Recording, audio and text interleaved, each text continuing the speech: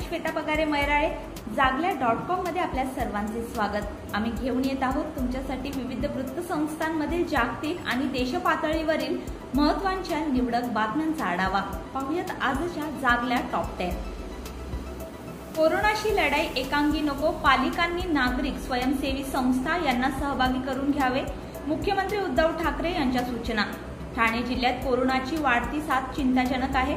कोरोनाची लढाई लढण्यासाठी नागरिकांना स्वयंसेवी संस्थांना यात सहभागी करून घ्या असे मुख्यमंत्र्यांनी म्हटलं आहे. काल गुरुवारी ठाणे जिल्ह्यातील सर्व पालिका आयुक्तांनी व्हीसी द्वारे आढावा बैठक बोलावली होती. या बैठकीत ते बोलत होते. मार्च पासून ते जुलै पर्यंतच्या कालावधीत आपण जम्बो सुविधा उभारण्यावर भर दिला. आज मुंबईमध्ये ज्या रीतीने या सुसज्ज सुविधा निर्माण झाल्या आहेत तशा त्या महानगर क्षेत्रातही होणे अपेक्षित होते आणि वारंवार तशा सूचना देण्यात आल्या होत्या, पण पाहिजे तेवढ्या सुविधा उभारलेल्या दिसत नाही.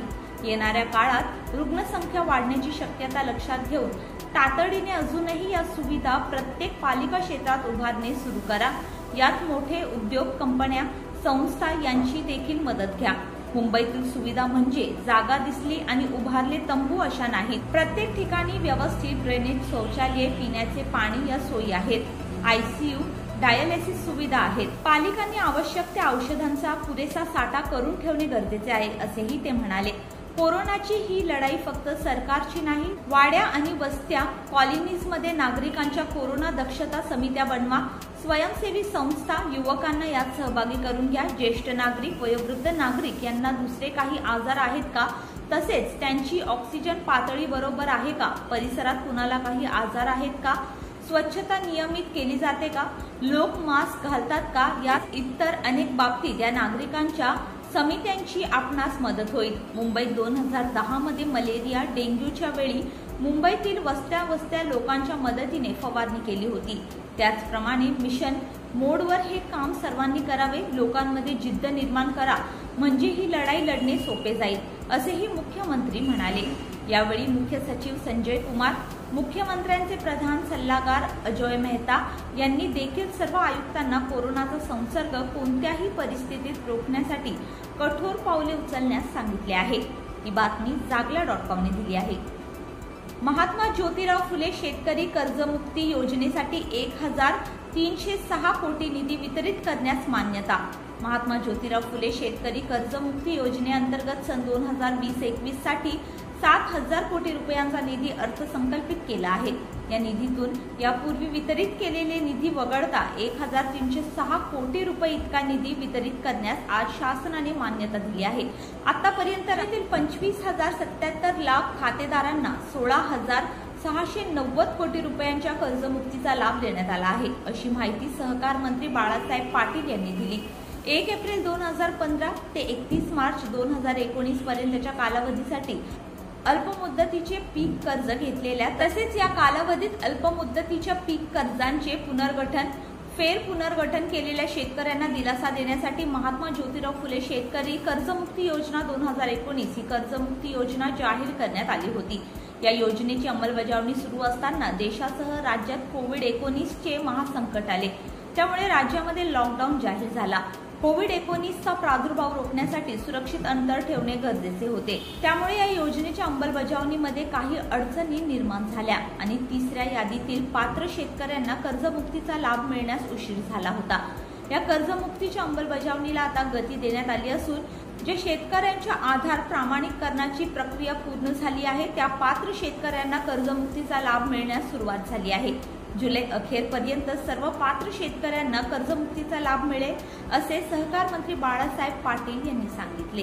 ही बातमी जागल्या.com ने दिली आहे. राजगृह तोडफोड प्रकरणी एक आरोपी अटकेत, मुख्य आरोपी फरार. भारतीय घटनेचे शिल्पकार डॉ. बाबासाहेब आंबेडकर यांचे निवासस्थान राजगृह येथील तोडफोड प्रकरणी गुरुवारी माटुंगा पोलिसांनी उमेश जाधव या तरुणाला अटक केली आहे. पोलिसांनी दिलेल्या माहितीनुसार मुख्य आरोपीने राजगृह बंगल्यात प्रवेश केल्यानंतर अटक केलेला हा आरोपी बाहेर पहारा देत होता. परिसरातील CCTV कॅमेरा फुटेज आणि साक्षीदारांच्या जबाबातून खात्री करून त्यास अटक करण्यात आली आहे.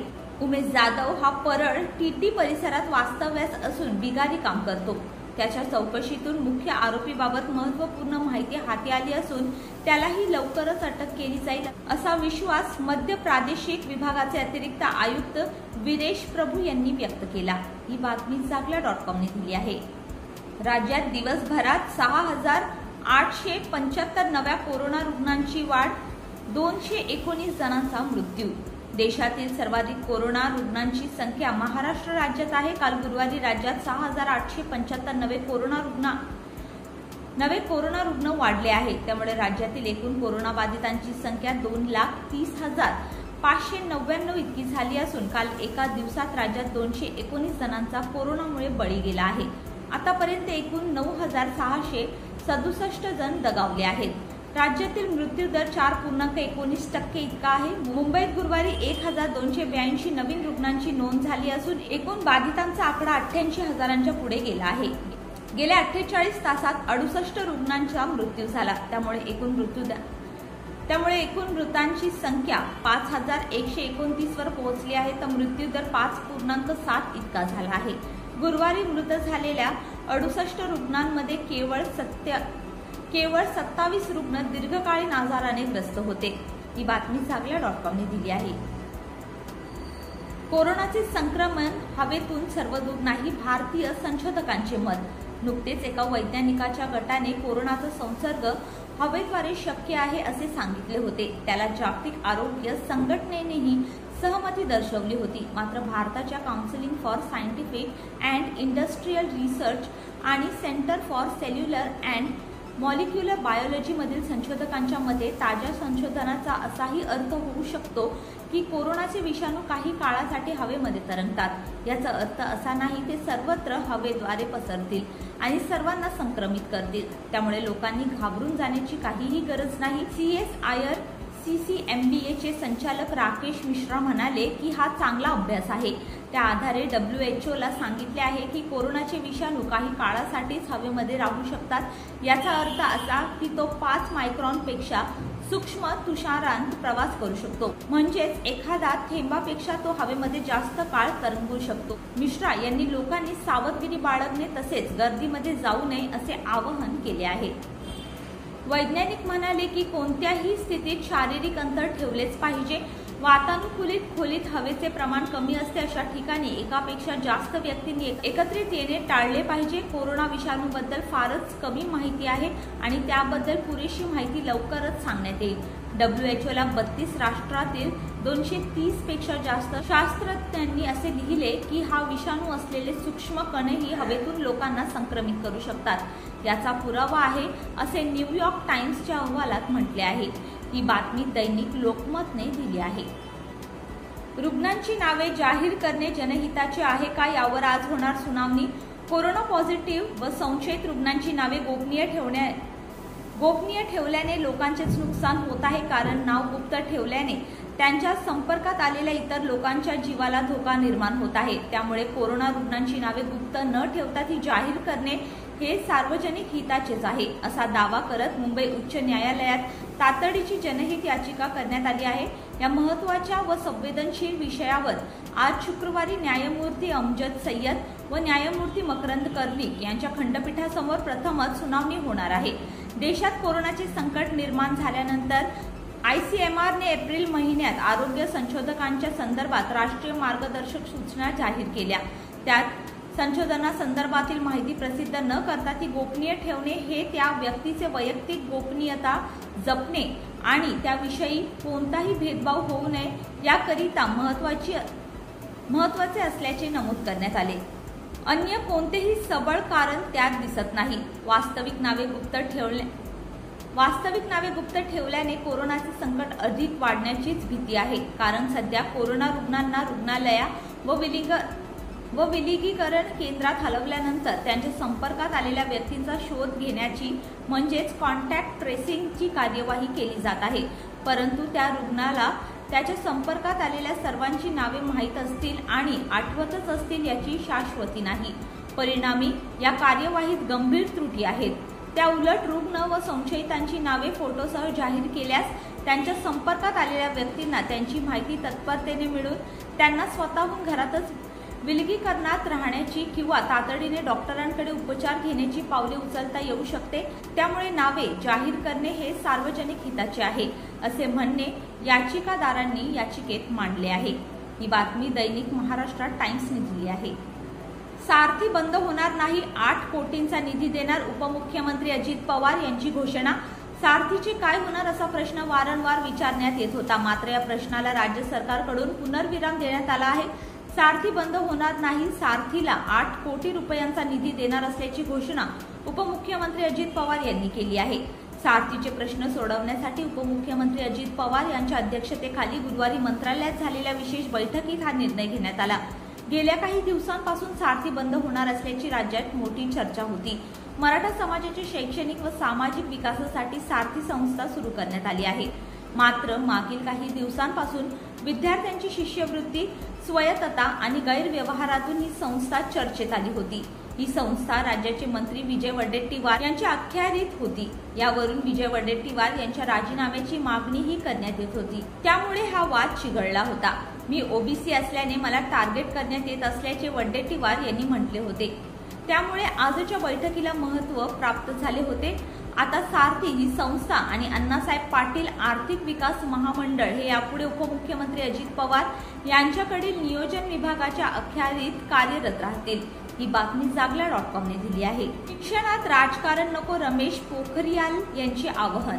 केंद्रीय माध्यमिक शिक्षण मंडळाने अभ्यासक्रमात 30% कपात करण्यासाठी निवडलेल्या धड्यांवरून टीका सहन करावे लागलेले केंद्रीय मनुष्यबळ विकास मंत्री रमेश पोखरियाल यांनी टीकाकारांना शिक्षणात राजकारण न आणण्याची सूचना केली आहे। सीबीएसईच्या 9वी ते 12वीच्या या 4 वर्षाच्या अभ्यासक्रमातील विविध विषयातील अनेक धडे कमी करण्यात आले आहेत। काही धड्यांची नावे घेऊन इतर धड्यांना सोयीस्कररित्या वगळले गेले असून त्यातून खोटी माहिती पसरवली जात असल्याचा आरोपही पोखरियाल यांनी गुरुवारी केला। अभ्यासक्रमातील कपातीवर व झालेल्या टीकेवर स्पष्टीकरण देण्यासाठी पोखरियाल यांनी 9 ट्विटची मालिका सादर केली। मनुष्यबळ विकास मंत्र्यांच्या म्हणण्यानुसार हे विषय कायमस्वरूपी वगळलेले नसून कोरोनामुळे फक्त एकदाच करावी लागलेली ही बाब आहे। विद्यार्थ्यांवरील तणाव आणि अभ्यासाचे ओझे कमी करण्याचा उद्देश असल्याचे ते म्हटले आहे। अर्थशास्त्र, भौतिकशास्त्र, गणित, जीवशास्त्र अशा विषयांचे काही धडे वगळण्यात आलेले आहे। मात्र फक्त राज्यशास्त्रातील वगळलेल्या धड्यांवरून आक्षेप घेतला जात असल्याचा युक्तिवाद पोखरियाल यांनी केला। विद्यार्थ्यांना शिक्षण देणे हे सगळ्यांचेच कर्तव्य आहे। त्यामुळे शिक्षणाला राजकारणापासून वेगळे ठेवा आणि आपल्या राजकारणाला अधिक सुशिक्षित बनवा, असे आव्हानही पोखरियाल यांनी केले। 11वीच्या राज्यशास्त्राच्या अभ्यासक्रमातून प्रादेशिक वाद, राष्ट्रवाद, धर्मनिरपेक्षता तसेच 12वीच्या राज्यशास्त्राच्या अभ्यासक्रमातून भारताचे शेजारी देश, 10वीच्या अभ्यासक्रमातून लोकशाही व विविधता, लिंग, धर्म आणि जात, लोकप्रिय संघर्ष व आंदोलन, लोकशाही पुढील आव्हाने असे विषय वगळण्यात आले आहेत। अभ्यासक्रमात कपात करताना निवडलेल्या विषयावरून वाद निर्माण झाला आहे। दिल्लीचे उपमुख्यमंत्री मनीष सिसोदिया यांनीही अभ्यासक्रमात कपात करताना पारदर्शकता दाखवलेली नाही अशी टिप्पणी केली आहे। ही बातमी दैनिक लोकसत्ताने दिली आहे। कुख्यात दहशतवादी विकास दुबे पोलीस चकमकीत ठार। उत्तर प्रदेशातील 8 पोलिसांची हत्या करणाऱ्या कुख्यात दहशतवादी विकास दुबे याला ठार करण्यात आला आहे। विकास दुबेला मध्य प्रदेशात अटक केल्यानंतर विशेष पथक त्याला घेऊन कानपूरला चाललं होतं। यावेळी पोलिसांच्या ताफ्यातील एका वाहनाचा अपघात झाला। यानंतर विकास दुबेने पळून जाण्याचा प्रयत्न केला। विकास दुबे यांनी पोलिसांचं शस्त्र घेऊन गोळीबार करण्यास सुरुवात केली। पोलिसांनी विकास दुबेला आत्मसमर्पण करण्यास सांगितलं। या दरम्यान झालेल्या चकमकीत पोलिसांनी विकास दुबेला ठार केलं। विकास दुबेचा मृत्यू झाल्याची माहिती पीटीआयने दिली आहे। पोलिसांनी रुग्णालयात प्रसारमाध्यमांशी बोलताना दिलेल्या माहितीनुसार विकास दुबे याने अपघातानंतर पळून जाण्याचा प्रयत्न केला। यानंतर झालेल्या चकमकीत विकास दुबे जखमी झाला होता।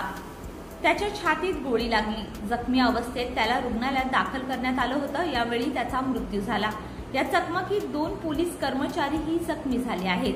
ही बातमी जागला.com ने दिली आहे। मृतदेहांची अदलाबदल भोवली, ठाणे कोविड रुग्णालय प्रभारींवर मोठी कारवाई। ठाणे महापालिकेच्या बाळकुंभ येथील ग्लोबल इम्पॅक्ट हब येथील कोविड रुग्णालयातील एका रुग्णाचा मृतदेह या रुग्णांच्या नातेवाईकांना देण्याऐवजी दुसऱ्याच कुटुंबियांच्या स्वाधीन केल्याच्या प्रकरणात झालेली चूक महापालिका आयुक्त डॉक्टर विपिन शर्मा यांनी मान्य केली असून दिलगिरी व्यक्त केली आहे। या प्रकरणाच्या चौकशी समितीचा अहवाल आला असून त्यात वैद्यकीय उपचारात निष्काळजीपणा झालेली नाही, मात्र प्रशासकीय आणि कागदपत्रे बनवण्यामध्ये चूक झाल्याचे निदर्शनास आल्याने रुग्णालयाच्या प्रभारी अधिकाऱ्यांना पदावरून हटविण्यात आले आहे, तर 4 परिचारिकांना कामावरून काढून टाकण्यात आले आहे, असे ठाणे महापालिका आयुक्त डॉक्टर शर्मा यांनी सांगितले।